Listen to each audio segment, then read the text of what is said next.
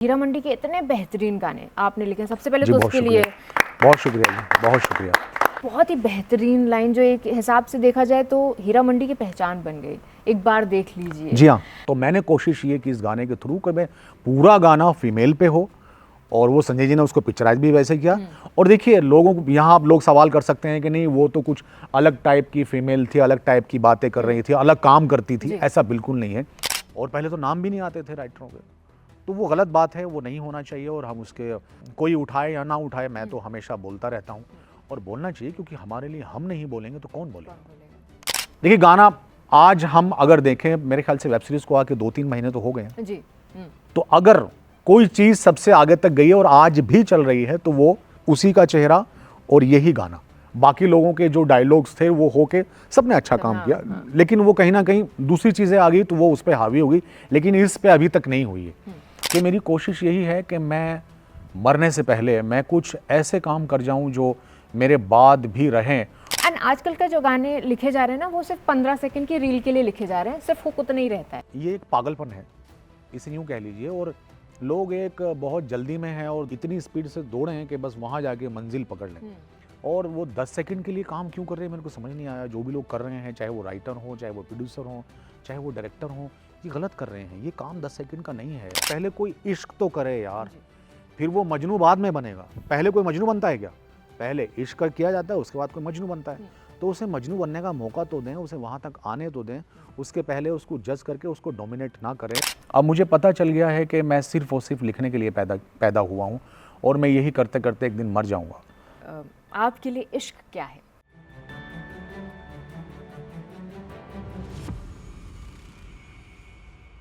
ये जो वर्ल्ड है ना, वर्ल्ड, इसमें गाने सुनने वाले, म्यूजिक सुनने वाले दो टाइप के लोग होते हैं। पहले होते हैं वो जो म्यूजिक सुन रहे होते हैं, उसको एंजॉय कर रहे होते हैं, ग्रूव में आ जाते हैं और बीट्स एंजॉय कर रहे होते हैं, डांस कर रहे होते हैं। और दूसरे वो होते हैं जो गाने की गहराई तक जाते हैं, जो लिरिक्स को समझते हैं, जो बोल को समझते हैं, और फिर किसी म्यूज़िक से या गाने से प्यार में पड़ते हैं। जिस कैटेगरी में मैं आती हूँ, एंड आई एम श्योर बहुत सारे लोग जो हमें देख रहे हैं, हमें सुन रहे हैं, वो आते हैं। और जो भी इस दूसरी कैटेगरी में आते हैं ना, वो सब AM तुराज साहब को जानते हैं। इनके लिए किसी इंट्रोडक्शन की ज़रूरत नहीं। एक बार ज़ोरदार तालियां हो जाएं। Thank you, thank you so much. तुराज sir, आपका नाम एक तो बहुत शायराना है और आपकी पूरी जर्नी काफ़ी शायराना रही है। तो जी, इससे पहले कि हम किसी एक पर्टिकुलर गाने पर जाएं या हम आपकी जर्नी के बारे में बात करें, एक शेर जो टॉप ऑफ योर हेड, मतलब इस इंटरव्यू की शायराना शुरुआत के लिए। जी बिल्कुल, ये तो बहुत अच्छी बात है कि आप शायरी से शुरू कर रहे हैं जी। और जो चीज़ शायरी पे शुरू होती है तो वो फिर बहुत अच्छी होती है आखिर तक, मेरा ऐसा मानना है। तो आइए यहाँ से मैं एक शेर आप तक पहुँचा दूँ कि आप हंस सकते हैं क्योंकि, जैसा राइटरों के बारे में और शायर के बारे में कहा जाता है कि शायर जो हैं वो बहुत ही सैड बातें करते हैं, बड़े सिंसियर होते हैं और बहुत ही सीरियस रहते हैं। तो देखिए, उसके पीछे एक कहानी है, और शायरी जो है वो फुल टाइम जॉब है। जब इंसान इसमें वाकई दिल से और कुछ करने के लिए चला जाता है, फिर कुछ और बचता नहीं है। तो यहाँ से मैंने एक शेर कहने की कोशिश की कि आप हंस सकते हैं क्योंकि आप मनमानी में हैं। क्या बात है। आप हंस सकते हैं क्योंकि आप मनमानी में हैं, हम हैं आंसू, हम किसी के गम की निगरानी में हैं। वाह वाह, क्या बात है, क्या बात है। तो आंसू उसके बिना आता ही नहीं है। तो हम हैं आंसू, हम किसी के गम की निगरानी में हैं। और इसका मक्ता ये था कि बह रहा है सब्र का दरिया जो आंखों से तुराज, बह रहा है सब्र का दरिया जो आंखों से तुराज, एक मुद्दत से प्यासे हम इसी पानी में हैं। वाह वाह वाह वाह, बहुत शुक्रिया। बेहतरीन बेहतरीन जी, बहुत शुक्रिया, बहुत शुक्रिया। मतलब हम लोग ताली बजाने में भी हिचकते हैं जब इतनी अच्छी कोई एक शायरी आ जाती है। नहीं बिल्कुल, छोटा सा लगता है कि सिर्फ ताली बजा दी। सर, अगर मेरा पर्सनली बात किया जाए तो आयत जो गाना है वो मेरा बहुत पसंदीदा गाना है। और मैंने बिल्कुल भी झूठ नहीं बोला जब ये बोला कि जब आप लिरिक्स से प्यार में पड़ते हैं तब आपको उस गाने की वैल्यू और ज़्यादा समझ में आती है। अनफॉर्चुनेटली कहा जाए इसको, आज हमारे समाज में बहुत सारे ऐसे लोग नहीं हैं जो लिरिक्स को समझ के उसको गाने को पसंद करते हैं। जो लिरिक्स को समझते भी हैं वो भी लिरिसिस्ट तक नहीं पहुंच पाते। और इस बारे में you have always been vocal about it कि आपने उस बारे में बात की है कि हमको ड्यू क्रेडिट नहीं मिलता है लिरिसिस्ट को। मैं जानना चाहूँगी who is at fault? I am sure आप इस बारे में सोचते होंगे। जी बिल्कुल, देखिए रही बात सुनने वालों की कि बहुत सारे लोग, जैसा आपने कहा, कि ऐसे हैं जो लिरिक्स समझ के नहीं सुनते। मुझे ऐसा लगता है ऐसे लोगों की तादाद बहुत ही कम होगी, और मुझे यकीन है जो लोग जैसे भी गाना सुनते हैं मगर सुनते हैं, मुझे यकीन है कि एक दिन वो लिरिक्स तक ज़रूर पहुंचेंगे अगर वो गाने सुनते रहें। तो सबसे पहली तो हमारी जिम्मेदारी ये होनी चाहिए कि हमें ऐसे गाने बनाएं और इंडस्ट्री को ऐसे गाने बनाने चाहिए जिनको लोग वाकई सुनने पे मजबूर हो जाएं। तो जब हम किसी को सुनने तक लेके आ जाएंगे तो मुझे पूरा यकीन है कि फिर वो मीनिंग तक भी आएगा और लिरिक्स तक भी आएगा।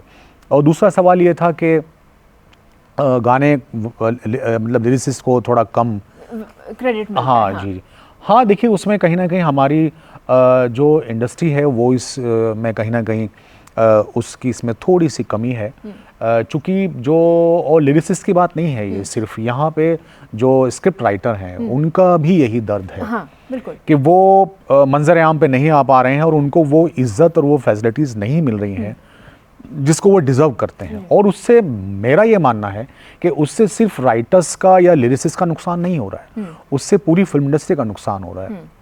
क्योंकि कहीं ना कहीं जो क्रिएटर हैं जब उनको रेस्पेक्ट नहीं मिलती है और उनको जो फैसिलिटीज़ है वो नहीं मिलती है तो उनका जो कॉन्फिडेंस है वो टूट जाता है।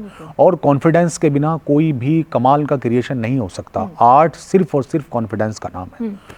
उसमें कमी आ रही है, उसकी वजह से कंटेंट बहुत ख़राब राइटर्स क्रिएट कर रहे हैं और वो आ रहे हैं। या यूँ कह लीजिए कि कंटेंट अगर अच्छे राइटर्स क्रिएट कर भी रहे हैं तो जो लेने वाले लोग हैं, चूँकि वो राइटर्स से बहुत ज़्यादा कनेक्ट नहीं है, तो वो जब कोई आदमी जड़ से ही कनेक्ट नहीं है तो पत्ते उसके लिए कभी अच्छे नहीं हो सकते। मतलब कि जब कोई इंसान या कोई मेकर या कोई एक्टर या कोई पब्लिशर जब तक राइटर से कनेक्ट नहीं होगा तो वो क्रिएशन से कैसे कनेक्ट होगा? तो वो अच्छा क्रिएशन ले ही नहीं पाता, उसको उसकी समझ ही नहीं हो पाती क्योंकि वो उससे जुड़ा हुआ नहीं है। तो इसलिए मेरी ये दरख्वास्त है आपके चैनल के थ्रू कि भाई लोग, जितने भी हमारी इंडस्ट्री के लोग हैं जो कंटेंट चूज़ करते हैं, वो सुनने वाले भी चाहे हों, तो वो बेहतरीन कंटेंट चूज़ करें और उस जो कंटेंट क्रिएटर है उससे जुड़ें, उसकी रेस्पेक्ट करें, उसको फैसिलिटीज़ दें ताकि वो आने वाले टाइम में बहुत बेहतर कंटेंट जो है वो क्रिएट कर सके। और ये जो फिल्में हर हफ्ते औंधे मुंह और गाने गिर रहे हैं ये ना गिरें। और इन फिल्मों से जितने भी लोग जुड़े हुए हैं, ख़ास तौर से जो एक्टर लोग हैं, वो सबसे बड़ा तबका और बड़े लोग यही हैं जो इससे जुड़े हुए हैं। मतलब, और जब भी फिल्म गिरती है, गाना गिरता है, सबसे ज़्यादा नुकसान इन्हीं का होता है मेरे ख्याल से। तो इनको इस पे ध्यान देना चाहिए, इनको हर चीज़ को अपना नहीं बना लेना चाहिए कि फिल्म बनी तो एक्टर की हो गई, गाना बना तो एक्टर का हो गया। तो ये बिल्कुल नहीं होना चाहिए। इनको खुद क्योंकि ये उस गाने को पेश करते हैं, तो ये क्या करते हैं, ये फिर जब इनसे पूछा जाता है, जैसे मुझे बड़ी हैरत होती है कि ये किसी भी प्लेटफॉर्म पे बैठ के वो गाना मेरा ऐसा था और मेरी जो फिल्म थी मैंने ऐसे बनाई। भाई आपने कब बनाई? और कमाल ये है कि जहाँ वो बैठे होते हैं, जो लोग उनसे सवालात कर रहे होते हैं या बात कर रहे होते हैं, माफ़ कीजिएगा अगर मैं गलत हूँ, तो वो भी उनसे यही सवालात करते हैं कि अच्छा वो फिल्म आपने कैसे बनाई, वो गाना कैसे बनाया। तो ये दोनों बातें गलत हो रही हैं। इन लोगों ने ना गाना बनाया है ना इन्होंने फिल्म बनाई, इन्होंने उसमें काम किया है, उसको क्रिएट किसी और ने किया। तो इनको खुद बड़े हो गए उन लोगों को रेस्पेक्ट और वो पोजीशन या उनको जो उनका जो हक है वो उनको देना चाहिए ताकि इन्हीं के लिए एक बेहतर कंटेंट क्रिएट हो सके। और फिल्में और हमारी इंडस्ट्री जो इतनी बड़ी इंडस्ट्री है और इतना सारा टैलेंट है हमारे देश में, आप यकीन करें इतना बड़ा देश है और इतना टैलेंटेड है, नया टैलेंट भरा हुआ है, तो वो कब आएगा जब उस टैलेंट को रेस्पेक्ट मिलेगी, इज्जत मिलेगी, उसे प्लेटफॉर्म मिलेगा अच्छा। और ये लोग मोहब्बत से, जो बड़े लोग हैं, जब बड़े लोग छोटे लोगों को मोहब्बत करते हैं तो बड़े लोग और बड़े होते हैं। तो इनको वो बड़प्पन दिखाना होगा और वो अपने आप को और बड़ा करना होगा, तो हमारी इंडस्ट्री और बड़ी होगी और हम वर्ल्ड में ये बता सकेंगे कि हम इंडियन सिनेमा से आते हैं। तो ये होना चाहिए। देखिए, बेहतर कंटेंट की बात आपने की और जिस तरीके का कंटेंट, अगर गानों की भी बात करें जो हमें मिल रहा है, उस पर तो एक सवाल है जो कि खैर एक मुद्दा बन चुका है आज के टाइम में, उस बारे में बात करेंगे। लेकिन आई थिंक हर एक लेखक का, हर एक राइटर का एक अपना मेथड होता है, अपना एक तरीका होता है। और स्पेशली अगर हम सॉन्ग राइटिंग की बात करें तो डायरेक्टर्स के साथ, म्यूज़िक डायरेक्टर्स के साथ, तो एक ये होता है कि पहले म्यूज़िक सुन लेते हैं और उस पर हम बोल सोच रहे होते हैं, या फिर हमें सिचुएशन मिल जाती है। आपका मेथड क्या है और आपका इनफैक्ट फेवरेट मेथड क्या है? देखिए, मेरा ये मानना है सबसे पहले तो कि मैं ये बात कहता भी हूँ, जो मेकर्स हूँ उनसे भी कहता हूँ कि आपने मुझे जिस काम के लिए बुलाया, अगर उस काम में मैं नहीं हूँ तो फिर वो काम मैं क्यों कर रहा हूँ? बिल्कुल सही बात। वो काम मैं करूं या कोई और करे, क्या फ़र्क पड़ता है? फिर आपने मुझे क्यों चूज़ किया? तो अगर मुझे बुलाया है और वो काम मैं कर रहा हूं तो उसमें मैं भी होना चाहिए, उसमें वो तुराज भी होना चाहिए। कोई भी कर रहा है, XYZ कोई भी राइटर हो मेरी जगह, तो अगर वो पहले, सबसे पहले तो उसको खुद को उसमें होना चाहिए, उसके बाद कहीं जाके सिचुएशन आती है, वो भी ज़रूरी है, क्योंकि गाने फिल्म के लिए होते हैं, फिल्म गानों के लिए नहीं होती है। लेकिन उससे पहले ये ज़रूरी है, अगर ये नहीं है तो कुछ भी नहीं है, फिर वो गाना किसी काम का नहीं रहेगा, ना वो सिचुएशन के लायक रहेगा, ना वो हीरो के लायक रहेगा, ना वो ऑडियंस के लायक रहेगा। तो उसके बाद फिर सिचुएशन आती है। मेरा मेथड यही है कि मैं बिल्कुल भी, मैंने आज तक कोई गाना ये सोच के लिखा ही नहीं कि वाह ये गाना इस एक्टर के ऊपर आएगा तो क्या कमाल होगा इसका, और ये इसके फेस पे बिल्कुल जो जाता है, बिल्कुल मैच करता है। मैं सब इसमें यकीन नहीं रखता, क्योंकि मेरे जहन में सबसे पहले मेरा क्या है इसमें, मैं क्या कर रहा हूँ, और फिर ये जिनके, देखिए जो जिनके फेस पे गाने आते हैं, ये गाने उनके लिए नहीं होते हैं, गाने ऑडियंस के लिए होते हैं। इनके थ्रू ये एक माध्यम है, तो हम माध्यम को जहन में क्यों रखते हैं? हमको जहन में रखना चाहिए सबसे पहले उसको जिसके लिए हम काम कर रहे हैं। तो वो कितना इस गाने से जुड़ेंगे या इस फिल्म से जुड़ेंगे, सबसे पहले हमें उस पर काम करना चाहिए। मेरा मेथड यही है, और ये मेरा फेवरेट भी है, और ये मेरे ख्याल से जिनके लिए हम काम कर रहे हैं ना, ये उनकी सबसे ज़्यादा ज़रूरत है, और ये अगर हम नहीं सोचेंगे तो और कौन सोचेगा? अच्छा, आप ऑडियंस की बात कर रहे हैं, ऑडियंस के इम्पैक्ट, ये एक बहुत ही कमाल का एपिसोड हम कहेंगे वो हुआ हीरा मंडी के टाइम पर, और हीरा मंडी के इतने बेहतरीन गाने आपने लिखे। सबसे पहले तो उसके लिए बहुत शुक्रिया जी, बहुत शुक्रिया, थैंक यू सो मच। लेकिन एक जो बहुत ही बेहतरीन लाइन, जो एक हिसाब से देखा जाए तो हीरा मंडी की पहचान बन गई, एक बार देख लीजिए। जी हाँ। लेकिन अभी जब उसका मेंशन आता है तो जैसे कि आपने कहा कि चेहरा बन जाता है, एक्टर्स का जो चेहरा होता है वो उस गाने की पहचान बन जाते हैं, और इस गाने की पहचान जो है वो शर्मिन का चेहरा बना हुआ है, और जिसकी वजह से कहीं ना कहीं इतनी बेहतरीन लाइन होने के बावजूद एक डलनेस आ जाती है लोग जब इस बारे में बात करते हैं। तो कहीं मतलब आपको कभी इस चीज़ के बारे में कुछ नहीं? देखिए बिल्कुल नहीं, क्योंकि देखिए अगर वो गाना लोग सुनते नहीं तो इतना बड़ा हिट नहीं होता। बिल्कुल। और कुछ लोगों ने अगर उसको ये महसूस किया है कि इसमें कुछ और बड़ा हो सकता था, तो ठीक है, कुछ लोगों ने महसूस किया है, ठीक है, मैं उनकी भी रेस्पेक्ट करता हूँ। लेकिन कहीं ना कहीं जिन लोगों ने उसको अप्रिशिएट किया है या उसे माना है और उसको देखा है, तो हमें उनकी भी रेस्पेक्ट करनी चाहिए। तो और कहीं ना कहीं अगर कोई चीज़, देखिए कोई भी चीज़ मुकम्मल नहीं होती है, अगर ऐसा लग रहा है कि कोई चीज़ कमी रह गई तो वो एक दिन वो भी ठीक हो जाएगी धीरे धीरे। और दूसरी बात ये कि देखिए गाना आज हम अगर देखें, मेरे ख्याल से वेब सीरीज़ को आके 2-3 महीने तो हो गए हैं जी। तो अगर कोई चीज़ सबसे आगे तक गई है और आज भी चल रही है तो वो उसी का चेहरा और यही गाना। बाकी लोगों के जो डायलॉग्स थे वो होके सबने अच्छा काम किया, लेकिन वो कहीं ना कहीं दूसरी चीज़ें आ गई तो वो उस पर हावी हो गई, लेकिन इस पे अभी तक नहीं हुई है। तो मैं ये क्या समझूं, मेरे को समझ नहीं आ रहा है कि ये डल था या सबसे ज़्यादा ब्राइट था, मेरे को समझ नहीं आया। और खैर इस बहस में मैं नहीं जाऊंगा, क्योंकि मेरा काम जज करना बिल्कुल नहीं है, और न ही मेरे हाथ में कास्ट होती है, न ही मेरे हाथ में कोई बहुत चीज़ें होती हैं। मैं एक बहुत छोटा सा पार्ट हूँ उस वेब सीरीज़ का, एक राइटर, और मैंने कोशिश की। और हाँ, इतना ज़रूर हुआ है कि मैं जब ये गाने लिख रहा था तो मैं थोड़ा सा चिंतित था कि भाई ये इस तरह के जो पुराने गानों का जो फॉर्मेट हुआ करता था वो थोड़ा सा क्लासिक, और थोड़ा सा इसमें कत्थक का भी कुछ वो था, अंग था, और कुछ पोइट्री नुमा भी कुछ ज़्यादा था। तो मेरा यही था कि पता नहीं ये इतना पहुंचेगा कि नहीं पहुंचेगा, लेकिन मुझे यकीन था, और मुझे हमेशा यकीन रहता है कि मैं जिन लोगों के लिए लिख रहा हूं, मैं बस उन्हीं के लिए लिख रहा हूं। मैं पूरी दुनिया के लिए नहीं लिख सकता, और ना पूरी दुनिया मेरी चीज़ें सुन सकती है। तो इसमें क्या है कि अगर हम लिखने वालों की बात करें, हर लिखने वाले की एक ऑडियंस है और हर सुनने वाले के लिए एक लिखने वाला है। तो ना सारे लोग मेरे हो सकते हैं, ना मैं सबका हो सकता, तो सबका अलग रैप भी चलता है इस दुनिया में, तो वो भी चल रहा है, और दूसरे गाने तो कहीं ना कहीं वो मुझे, मेरा यकीन और पुख्ता हुआ है कि भाई जो लोग मुझे मेरी राइटिंग पसंद करते हैं और उस तरह का म्यूज़िक पसंद करते हैं, तो वो लोग हैं, और वो लोग ढूंढ के आपको सुन लेते हैं। और मैं यहाँ पे संजय जी को थैंक्स करना चाहूँगा कि उन्होंने मेरी चीज़ों पे यकीन किया और उस तरह का उन्होंने म्यूज़िक क्या कमाल का बनाया, उस तरह का उन्होंने म्यूज़िक क्रिएट किया और वो उसे पिक्चराइज़ किया और वो पूरी दुनिया के सामने पेश किया। उनको मैं फिर थैंक्स करना चाहूँगा और मुझे बार बार वो मौके देते हैं। तो वो चीज़ मेरी पहुँच गई वहाँ तक और मैं बहुत खुश हूँ और बड़ा अच्छा लगा और यकीन आगे मेरा बढ़ा कि नहीं, अब मैं और बेहतर चीज़ें करने की कोशिश करूँगा और भले ही बहुत दुनिया तक ना जाए, लेकिन जितने लोग मुझे ढूंढ रहे हैं, मुझे सुनना चाहते हैं, मैं उन तक पहुँच रहा हूँ। क्या बात है। अच्छा, मैं आपसे जानना चाहूँगी कि हीरा मंडी का जो पूरा एल्बम है उसमें आपका, क्योंकि वैरायटी ऑफ सॉन्ग्स हैं, ऐसा नहीं कि एक ही, जैसे आपने कहा कि थोड़ा सा कथक वाला फील, लेकिन उस सारे पूरे एल्बम में जितने भी सॉन्ग्स हैं सब में वैरायटी है और वो आपने वैरायटी अपने बोल, अपने शब्दों के जरिए डाली जी, कोशिश की हमने। तो अगर मैं जानना चाहूँ आपका फेवरेट उसमें मेरे इसमें 2 गाने बहुत फेवरेट हैं।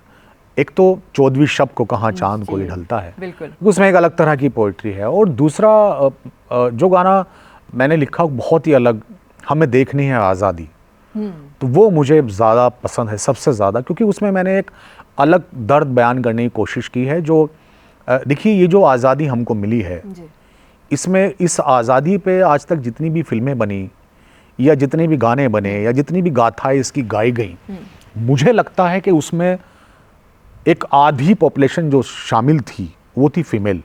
हाँ। उसका उतना जिक्र नहीं है, ना किसी फिल्म में इतना जिक्र हुआ, बस हीरोइन है तो वही कहीं हीरो की सपोर्ट बन के रह गई है, ना उसमें किसी गानों में इतना जिक्र हुआ। तो मुझे लगता है कि वो एक आधी आबादी थी, यानी 50% आज़ादी का हमने जिनको क्रेडिट देना चाहिए था उनको नहीं दिया। तो मैंने कोशिश ये कि इस गाने के थ्रू कि मैं पूरा गाना फीमेल पे हो और वो संजय जी ने उसको पिक्चराइज भी वैसे किया। और देखिए, लोगों को यहाँ आप लोग सवाल कर सकते हैं कि नहीं वो तो कुछ अलग टाइप की फीमेल थी, अलग टाइप की बातें कर रही थी, अलग काम करती थी, ऐसा बिल्कुल नहीं है। जब इस तरह के मूवमेंट्स होते हैं और ख़ास तौर से इस तरह के जो बहुत ही दिल से जुड़े हुए हों, जैसे आज़ादी एक बड़ा कमाल का मूवमेंट होता है हर पूरी दुनिया के लिए और हर इंसान के लिए, हर इंसान को आज़ादी चाहिए रहती है, तो उसमें ये नहीं देखा जाता कि कौन किस तबके से आता है, कौन किस कास्ट से आता है, कौन किस बिजनेस से आता है। उसमें देखा यह जाता है कि किसने इस मोमेंट के लिए क्या किया। तो ये तो सिर्फ एक ठीक है, उस तरह के लोगों पे एक ये फिल्म बन रही थी। पूरे हिंदुस्तान की जो फीमेल हैं उन्होंने एक रोल अदा किया उस आज़ादी में। हाँ, उस वक्त ये नहीं था कि औरतें बहुत आगे आके नहीं लड़ती थी फीमेल, लेकिन जो घरों में उन्होंने जो आज़ादी को जो सपोर्ट किया है, जो कुर्बानियाँ, आप सोचिए जिस फीमेल का बेटा लड़ रहा होगा या जिसका पति लड़ रहा होगा या जिसका बाप लड़ रहा होगा, उन पे क्या बीती होगी। तो उनका वो सपोर्ट और वो कुर्बानी किसी ने देखी नहीं, क्योंकि वो बहुत पीछे की चीज़ थी। लोगों को एक्चुअली, लोग भी बहुत बेचारे अपनी परेशानियों में रहते हैं, बहुत सारी चीज़ें हैं, तो खैर उस तक जा नहीं पाते, उनको जाना चाहिए। तो मैं कुल मिला के, कहानी तो ये बहुत बड़ी है, लेकिन कुल मिला के ये कि मुझे मौका मिला कि एक गाना ऐसा मैं लिख रहा हूँ और उसमें आप देखें शायरी के पॉइंट ऑफ व्यू जो रदीफ़ काफ़िए मैंने यूज़ किए, तो मैंने जिन रदीफ़ काफ़ियों का जेंडर फीमेल है मैंने वही यूज़ किए हैं। और उसमें जब अगर आप देखें तो मैंने वो प्यार, क्योंकि फीमेल को जो है वो एक प्यार का जो है एक मेरा ऐसा मानना है और ऐसा माना भी गया है कि उससे बड़ी मिसाल प्यार की कोई है ही नहीं। वो हमने उसमें इश्क का भी जिक्र किया कि हमें वो शहरों गाँव हमें इश्क आबादी देखनी है और फिर वो भारत माँ की अज़मत को हमें बनते शहज़ादी देखनी है। तो भारत माँ खुद एक फ़ीमेल जेंडर है और जो उसकी अज़मत यानी रेस्पेक्ट, इज़्ज़त है वो फ़ीमेल जेंडर है, और फिर शहज़ादी एक राजकुमारी वो भी फीमेल। तो हमने कोशिश की और वो गाना मुझे ख़ास तौर से बहुत इसका पसंद है। बहुत लंबा हो गया आपका जवाब। नहीं मैं आपकी बात सुन के यही सोच रही थी कि कितना आसान होता है हमारे लिए कह देना कि ये गाना अच्छा है, ये गाना नहीं अच्छा है, ये गाना बहुत ही अच्छा है। एंड एक लिखने वाला वो कितनी चीज़ें उसमें सोच रहा है। अब मतलब आपने ये सिचुएशन सोची और उसके बाद उसमें ये सोचना कि हम जो काफ़िया रदीफ़ रखेंगे वो भी फीमेल वर्जन होना चाहिए। शायद हम सबको ये समझने की ज़रूरत है कि एक छोटे से छोटे गाने पर भी कितनी मेहनत जाती है। जी बिल्कुल। लिरिसिस्ट की आपने जो दूसरा सॉन्ग मेंशन किया 14वीं शब को कहाँ चांद कोई ढलता, वो श्रेया घोषाल जी ने गाया हुआ है और इतना बेहतरीन तरीके से गाया। मैं आपसे सुनना चाहूँगी कि आपको लगता है कि आपके जो लिरिक्स हैं उनके साथ मतलब श्रेया घोषाल जी ने जस्टिस किया है? जी बिल्कुल, वो बहुत अच्छी सिंगर हैं हमारी कंट्री की और बहुत अच्छा गाती हैं और उन्होंने मेरे जितने भी गाने गाए हैं, बहुत सारे गाने उन्होंने गाए हैं। तो और ख़ास तौर से हम इसकी बात करें तो बहुत खूबसूरत गाया और ये एक अलग तरह का गाना है। और मुझे आप यकीन करें, ये मैं पिछले 3-4 महीनों से मैं ये गाना बहुत सुनता हूँ, ये और आज़ादी मेरा दोनों गाने मैं बहुत सुनता हूँ। तो बहुत अच्छा उन्होंने गाया और हमेशा से वो अच्छा ही गाती हैं। और मैं दुआ करता हूँ कि इस तरह के जितने भी हमारे देश के सिंगर हैं वो अच्छे रहें और सेहतमंद रहें और बहुत अच्छा गाते रहें और देश का नाम और हमारे फिल्म इंडस्ट्री का नाम करते रहें। नहीं, 2 सवाल है मेरे ऑफ कोर्स कम्युनिटी को लेकर भी हैं, क्योंकि मुझे पता है कि आपकी काफ़ी स्ट्रॉन्ग कम्युनिटी है। आप साथ में बैठते हैं, गप्पे शप्पे चलती हैं, क्योंकि हमने कुछ फ़ोटोज़ भी देखी आपकी। लेकिन उससे पहले मैं चाहूँगी कि आप लोग भी सवाल अपने पूछ लीजिए। तो सबसे पहले कौन पूछना चाहेगा? ठीक है, पूछिए। जी सर, मेरा आपसे क्वेश्चन है कि जिस तरीके से शायर कुछ चीज़ें देखकर वो शायरी लिखते हैं, तो आप क्या सोचकर गाने लिखते हैं? क्या चीज़ें देखकर आपको इंस्पिरेशन मिलती है गाने लिखने में? जी देखिए, पहले जब मैंने राइटिंग की थी तब मैं बहुत सारे राइटरों को पढ़ता था और मैं उनसे इंस्पायर होता था। और कुछ जो मेरे साथ कुछ चीज़ें हुई या मेरे आसपास के लोगों के साथ हुई हैं, मैं उनसे भी बहुत इंस्पायर हुआ। और अब चूँकि ये आदत भी हो गई है, आदत में आ चुका है, ये काम भी है हमारा, तो अब बहुत ज़्यादा कहीं से हाँ सिचुएशन से जो है वो कभी कभी क्या हमेशा उसमें से बहुत चीज़ें मिलती है लिखने के लिए। और बाकी और भी कुछ चीज़ें होती हैं जो हमें खुद पता नहीं होता है। देखिए वो क्या है कि एक शेर मैं यहाँ पढ़ूँगा कि मैं नहीं कहता मेरे सब्र का फल कहता है, मैं नहीं कहता मेरे सब्र का फल कहता है, ये तेरा दर्द है जो मुझ में गज़ल कहता है। तो ऐसी बहुत सारी चीज़ें हैं जो हमें खुद पता नहीं है कि वो कहाँ से आ रही हैं। तो बस यही है, कोई बहुत ज़्यादा तो इस पे मेरा रिसर्च है नहीं और मैंने कभी सोचा नहीं। अब तो हम पैसे के लिए बहुत सारा काम करते हैं फिल्मों में, चलो पैसे मिलेंगे, नाम मिलेगा, तो ये भी है। जी पूछिए। तुराज साहब, आपका पूरा नाम आस मोहम्मद तुराज। जी। तो तुराज को अपनी ज़िंदगी में ऐसी किस चीज़ की आस है जो कभी ख़त्म नहीं होगी, लेकिन बशर्ते ये कि जवाब ये ना हो कि अच्छे गाने लिखना, उसके अलावा? देखिए सच्ची बात तो यही है, उसके अलावा भी है। उसके अलावा ये है कि मैं कुछ देखिए, अब मुझे पता चल गया है कि अब तक खैर इतना लंबा सफ़र हो गया, अब मुझे पता चल गया है कि मैं सिर्फ़ और सिर्फ लिखने के लिए पैदा हुआ हूँ और मैं यही करते करते एक दिन मर जाऊँगा। तो अब मेरी वो ही आस है, सच बता रहा हूँ, इसमें कोई बाकी चीज़ें बहुत मतलब अब उससे कम हो गई हैं। अब सबसे ज़्यादा यही है कि मेरी कोशिश यही है कि मैं मरने से पहले मैं कुछ ऐसे काम कर जाऊं जो मेरे बाद भी रहें। और ये इसलिए नहीं कोई इससे मेरा कोई नाम होगा या मैं बहुत तीर मार लूँगा या मैं कोई बहुत बड़प्पन इसमें कर रहा हूँ, नहीं। ये इसलिए कि जिन लोगों को लोग फॉलो करते हैं या उनको आइडल मानते हैं या उनके जैसा कुछ काम करना चाहते हैं, तो मुझे लगता है उन लोगों को खुदा चुनता है। 10-20 हज़ार या 1 करोड़ 2 करोड़ लोगों में उन लोगों को खुदा चुनता है। वो सब लोग बहुत सारे लोग हैं ऐसे, उनको खुदा चुनता है। तो मुझे ऐसा लगता है कि मैंने अभी वो काम नहीं किया जिससे खुदा के या ऊपर वाले के उस चुनाव पे मैं खरा उतर सकूं और उसे मैं सही साबित कर सकूं। हालांकि वो सही है, ऊपर वाले का चुनाव कभी गलत नहीं होता, लेकिन अभी तक मैंने ऐसा कुछ नहीं किया कि जिससे मुझे लगे कि मैं उस चुनाव पे खरा उतर के मैं जिन लोगों के लिए मुझे चुना गया है मैं उनके लिए कोई बेहतर चीज़ छोड़ के जा रहा हूँ या कुछ करके जा रहा हूँ। तो मेरी आस, लगन और तकलीफ़, दर्द, जैसे मेरा एक शेर भी है कि अभी तक मुझसे वो चीज़ बिछड़ी हुई है कि मेरी तकलीफ़, मेरा गम, मेरा सदमा पता चलता, कोई तेरा बिछड़ता तो तुझे मेरा पता चलता। तो मुझसे अभी तक वो चीज़ कहीं दूर है और जो मैं अभी दे नहीं पाया लोगों को, और मुझे वो देने की कोशिश करनी है। सच में मैं कोई यहाँ एकदम बनावटी बात नहीं कर रहा हूँ। और बाकी की चीज़ें इसके सामने बहुत मतलब कम है, जिनका जिक्र ना किया जाए तो बेहतर है, क्योंकि हमेशा हमें बातों में और अपने काम में उस चीज़ को रखना चाहिए जो सबसे बेहतर हो। जी। जो सर, एज अ लिरिसिस्ट आपके इंस्पिरेशन कौन रहा है? देखिए, एज अ लिरिसिस्ट अगर मैं बात करूं तो मेरे जो नंबर 1 पे आते हैं वो है आनंद बख्शी साहब।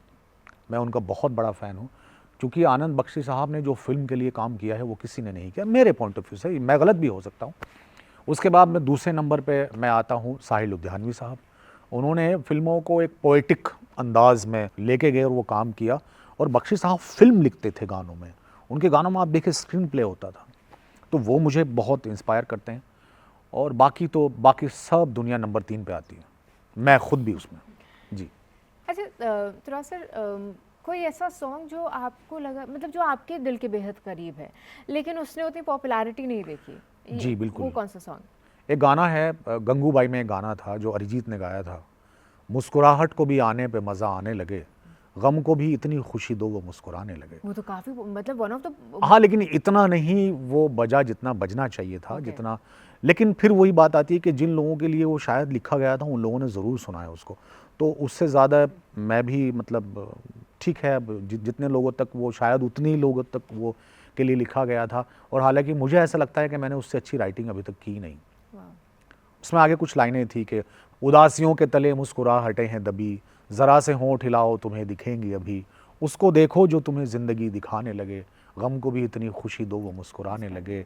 और फिर उसमें अगला अंतरा था कि जो ज़्यादा देर तलक दिल ना मुस्कुराएगा, अदाएं सारी धड़कने की भूल जाएगा, दिल से कह दो बेवजह हंसने और हंसाने लगे, गम को भी इतनी खुशी दो वो मुस्कुराने लगे।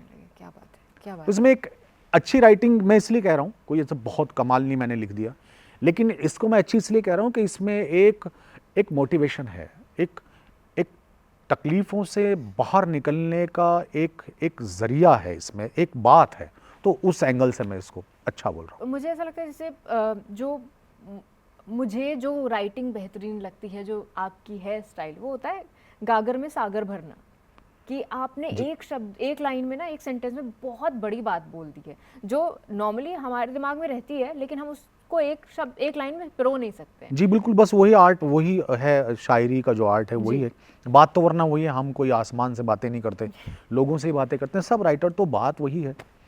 यहाँ मैं एक मेंशन करना चाहूँ, शायद आपने ध्यान नहीं दिया या आपने अभी तक देखी नहीं है, वेब सीरीज़ हीरा मंडी, उसमें मैंने एक रोल भी किया है छोटा सा।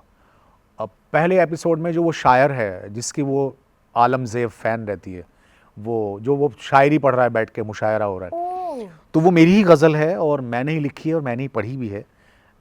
तो वो गज़ल की भी हम बात करें, मैं मेरे एक्ट का बात नहीं कर रहा हूँ, वो कोई ऐसा कोई बहुत बड़ा रोल नहीं था, वो छोटी सी बात थी, लेकिन वो उसमें एक गज़ल थी जो मैं वहाँ पढ़ता हूँ, वो आलमज़ेब उसकी फ़ैन रहती है, वो शायर की, तो मैं वो पढ़ता हूँ, वो एक गज़ल, उसका मैं यहाँ एक शेर पढ़ना चाहूँगा। फर्स्ट एपिसोड में या इनफैक्ट नहीं, फर्स्ट एपिसोड में ही है, जब वो आलमज़ेब ना बग्गी के पीछे बैठ के जाती है अपनी माँ के साथ, वो शायर को सुनने, मुशायरे में जाते हैं, हाँ, तो जिसको सुनने जाते हैं सब लोग, वो मैं ही रहता हूँ जहाँ पर इनफैक्ट उनकी मुलाकात होती है। जी हाँ, जी हाँ, जी। तो वो गज़ल जो है वो उसका एक शेर पढ़ना चाहूँगा मैं कि पहले देखिए, मोहब्बत जो है वो इससे कम पे होती नहीं है, इससे कम पे लोग करते हैं, कर भी रहे हैं और हो भी सकती है शायद, लेकिन मेरा पैमाना उसको लेके यही है कि पहले जिगर के खून से ज़बां की वज़ू करो, पहले जिगर के खून से ज़बां की वज़ू करो, फिर उसके बाद इश्क पे तुम गुफ्तगू करो। वाह, क्या बात है। तो फिर बाद में आती है। इश्क की बात आपने कर ही दी है सर जी, और आई एम श्योर कहीं ना कहीं से इंस्पिरेशन आती है। जी बिल्कुल, मैं भी इसी दुनिया का इंसान हूँ। जी। तो आपसे जानना चाहेंगे आपकी लव स्टोरी, आपकी इश्क की कहानी। देखिए, लव स्टोरी तो कुछ भी नहीं है, लव स्टोरी तो मेरा काम ही है, और मैं 4 लाइनें सुनाऊंगा, इसमें आपको उसका जवाब मिल जाएगा। जिंदगी नाकामियों के नाम हो, क्योंकि ज़िंदगी एक ही है, इसमें आप जो चाहे कर लीजिए, इसी में करना है सब कुछ। ज़िंदगी नाकामियों के नाम हो, इससे पहले कोई अच्छा काम हो। तो ये तो मेरे पहले इश्क की बात आ गई, अब दूसरे की आई है कि ज़िंदगी नाकामियों के नाम हो, इससे पहले कोई अच्छा काम हो, और इसलिए गुमनाम रखा है तुझे, क्यों तू मेरे नाम से बदनाम हो। वाह, क्या बात है। जी, बहुत शुक्रिया, लिख लेती हूँ, कहीं ना कहीं काम आ जाएगी। बहुत शुक्रिया जी। जी, हमने कम्युनिटी की बात अभी थोड़ी देर पहले की थी कि मुझे याद है एक फ़ोटो मैंने देखी है जिसमें आप हैं, अन्विता दत्त जी हैं, और ऑलमोस्ट सारे, अमिताभ भट्टाचार्य, जी हाँ, जी, इरशाद कामिल साहब, सब साथ में बैठे हुए हैं, वरुण ग्रोवर। मैं जानना चाहूँगी क्या जब आप लोग साथ में बैठते हैं, एक ऑफ कोर्स ये सवाल तो आएगा ही, अभी आगे मैं जानना चाहूँगी कि as a community I am sure आप लोग अपनी बात भी उठाते होंगे, क्रेडिट वाली जो बात है, जब आप लोग साथ में बैठते हैं तो कैसे जुगलबंदी में बात होती है कि एक तरफ से शायरी आ रही, फिर दूसरी तरफ से भी आ रही कुछ लाइन? अभी तो हम काफ़ी दिन से बैठे नहीं, अभी लास्ट मेरे ख्याल से हम 3-4 महीना पहले बैठे थे, तो शायद तभी की जी। तो वहाँ शायरी वायरी तो कम होती है, पहले हम बैठा करते थे, एक राइटर थे जली शेरवानी साहब, जिन्होंने दबंग के गाने लिखे हैं, हुड़ हुड़ दबंग वगैरह बहुत गाने और उन्होंने लिखे, वो मेरे बहुत करीबी थे और मुझे बड़े भाई की तरह वो प्यार करते थे, और वो इस दुनिया में नहीं रहे, इस बात का मुझे बहुत दुख है कि वो जल्दी चले गए। तो उनके साथ वो भी बैठा करते थे। तब पहले हम लोगों की बातचीत होती थी और कौन क्या कर रहा है और क्या चल रहा है भाई, वो बातें होती थी। उसके बाद फिर एक सेशन चलता था शेर व शायरी का, और वहाँ सब पढ़ते थे। फिर उनके जाने के बाद वो उस तरह की महफिलें कुछ हुई नहीं, और अगर हम फिर बाद में कहीं मिले भी हैं तो वो कुछ काम की बातें ज़्यादा रहीं, मतलब किसी सिलसिले में मिलते हैं हम, जैसे कुछ IPRS का कोई सिलसिला है या राइटर एसोसिएशन का कोई सिलसिला है, तो वहाँ मुलाकातें होती, तो वहाँ इतनी पोइट्री वोइट्री नहीं होती। और मेरे ख्याल से सब लोग वो पोइट्री कर करके जो है थके हुए रहते हैं कि भाई फिल्मों में वही कर रहे हैं, पर्सनल ज़िंदगी में वही कर रहे हैं, तो थोड़ा जब मिलते हैं तो कुछ अलग बातें भी करनी चाहिए, और करते हैं तो ज़्यादा अलग बातें ही होती है, पोइट्री वोइट्री बहुत ज़्यादा नहीं होती। Okay. And coming to the next question कि स्वानंद किरकिरे साहब भी काफ़ी बात करते हैं। इनफैक्ट मुझे याद है बहुत पहले की बात है, इरशाद कामिल साहब से मुलाकात हुई थी मेरी, तो वहाँ पर भी यही बात हुई थी कि नाम, आप तो रेडियो चैनल हो, आप लोग क्यों नहीं नाम बताते हो। एंड मेरे ख्याल से उसके बाद ही ये एक बड़ा चेंज आया।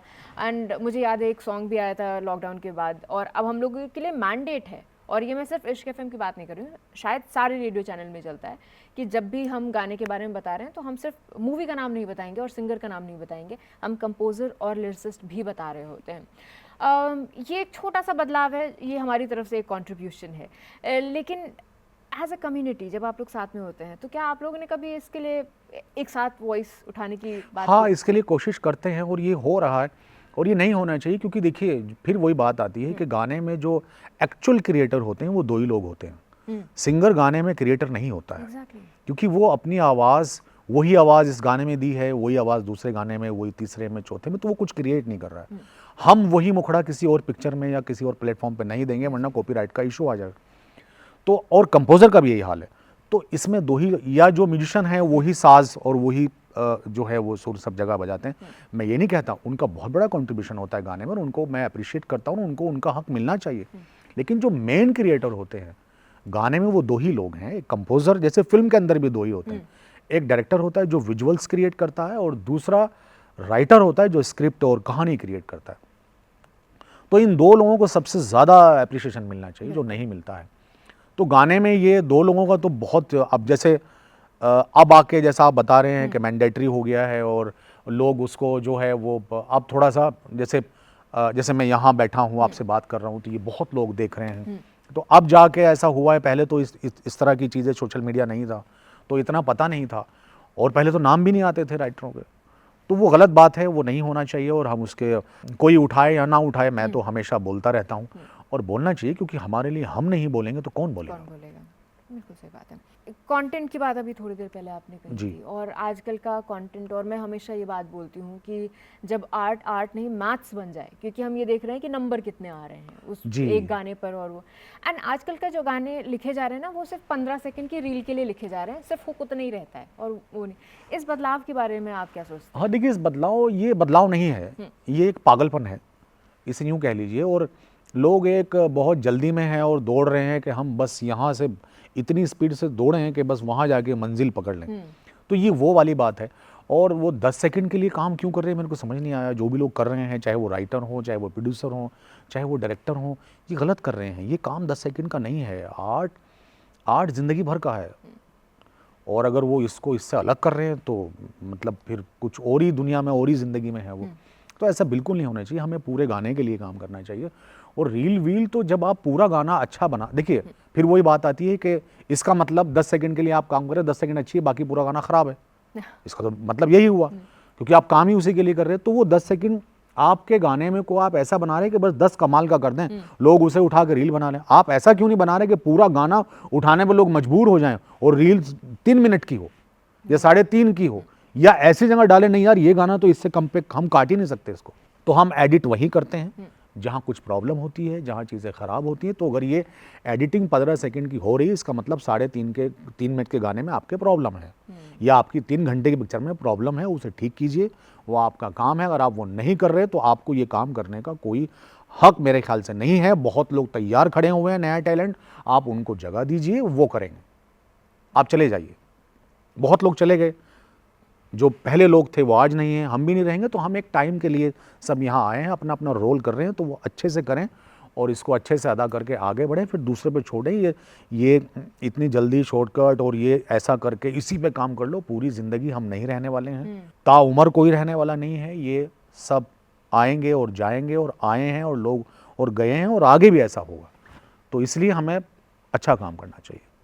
सर अभी पीछे से यहाँ ऑडियंस में से ही सवाल आया था कि आप किससे इंस्पिरेशन लेते हैं।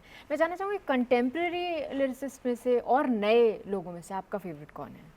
देखिए सब अच्छा काम कर रहे हैं, जितने भी लोग हैं। मैं फिर वही कहूँगा कि अगर कोई हमारी नज़र में या हमारे पैमाने पे अच्छा काम नहीं कर रहा है, तो वो हमारे पैमाने पे नहीं कर रहा है, वो अपने पैमाने पे तो बेचारा कोशिश ठीक ही कर रहा है ना। तो हमें यकीन रखना चाहिए कि एक दिन वो ये करते करते करते, पहले कोई इश्क तो करे यार, फिर वो मजनू बाद में बनेगा। पहले कोई मजनू बनता है क्या? पहले इश्क किया जाता है, उसके बाद कोई मजनू बनता है। तो उसे मजनू बनने का मौका तो दें, उसे वहाँ तक आने तो दें। उसके पहले उसको जज करके उसको डोमिनेट ना करें, उसको अंडरएस्टिमेट ना करें, या उसका हौसला ना तोड़ें। तो जितने भी काम लोग आ रहे हैं वो अच्छा कर रहे हैं। मेरी उनसे दरख्वास्त है कि जो उसका एक पैरामीटर है उस काम का, जो भी आप करते हैं, उसे सीखें और उस पे बेहतर करने की कोशिश करें। बस मैं यही कहूँगा, इससे ज़्यादा, क्योंकि मैं खुद अभी सीख रहा हूँ। मैं खुद बहुत अच्छा नहीं लिखता अभी भी। मैं कोशिश कर रहा हूँ कि मैं बहुत अच्छा और लिख सकूँ। क्या बात है। सर क्योंकि इश्क एफएम है तो आपसे चाहेंगे कि एक आपके लिए इश्क क्या है, ये बता दीजिए। देखिए मेरे लिए इश्क जो है वो एक काम है। सबसे पहले जो फुल टाइम जॉब है, इसमें छुट्टी नहीं होती, इसमें इतवार नहीं होता, इसमें संडे नहीं होता, और इसमें हम कहीं रिश्तेदारी में भी नहीं जा सकते। अगर देखा जाए तो इश्क तो यही फुल टाइम जॉब है, और ये बहुत ही कमाल की चीज़ है जो हर इंसान को करनी चाहिए। लेकिन इसका मतलब ये ज़रूरी नहीं है कि वो किसी लड़की से ही हो। वो आपकी माँ से हो सकता है, वो आपकी बहन से हो सकता है, वो आपके भाई से हो सकता है, वो आपके गाने से हो सकता है, वो आपकी फिल्म से हो सकता है, वो किसी भी चीज़ से हो सकता है। और वो होना चाहिए। जिस आदमी में इश्क नहीं है उसमें कुछ भी नहीं है। क्या बात है। यहाँ मैं एक शेर पढ़ना चाहूँगा कि जो इश्क वालों का लहजा नहीं समझ सकता, कसम खुदा की वो दुनिया नहीं समझ सकता। तो इश्क से बाहर कुछ है ही नहीं। ये हर चीज़ दुनिया में अगर आप गौर से देखें तो ये तमाम इश्क है जो ऊपर वाले ने इस दुनिया से किया है, और फिर हमें उसमें भेजा है कि आप भी इससे करो। तो बस यही है मेरे लिए इश्क, और इससे ज़्यादा डेफिनेशन इश्क की मतलब मेरे पास नहीं है, ना मैंने कहीं ऐसा सीखी है, ना पढ़ी है, और शायद ये इनकम्प्लीट हो या ये वो ना हो जो लोग सोचते हैं, अलग भी हो सकती है। लेकिन मेरे लिए इश्क यही है। इश्क से बाहर कुछ नहीं है, जैसे जी आपने बिल्कुल कहा। बिल्कुल। Thank you so much sir coming to Ishq FM, and thank you हमें इतना टाइम देने के लिए। जी बहुत बहुत शुक्रिया। और आपका जो इश्क एफएम है, इसमें कमाल की बात यही है कि इसमें इश्क है, तो इसलिए सबसे बेहतर है मेरे नज़दीक, क्योंकि इसमें इश्क जुड़ा हुआ है। तो इसलिए ये बहुत बहुत शुक्रिया आपका। बहुत शुक्रिया आपका। Thank you. Thank you ji, thank you.